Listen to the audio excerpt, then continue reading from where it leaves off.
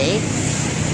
Ito mga viewers ko ito yung Manila Diwak Dolomite Beach. Ito yung mula kay dating Presidente Rodrigo Roa Duterte na project na napakaganda. Pag matarating ka rito, parang feeling mo sa Boracay ka. Kasi white sand siya.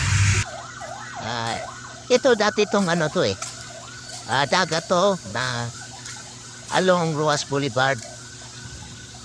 Ngayon, ginawang beach, Dolomite yung nilagay.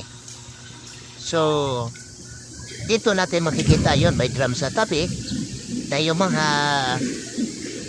bottle, yung mga mineral water bottle, dyan yung lalagay kasi bawal magdala sa loob na vicinity ng Dolomite Beach. Mga pagkain,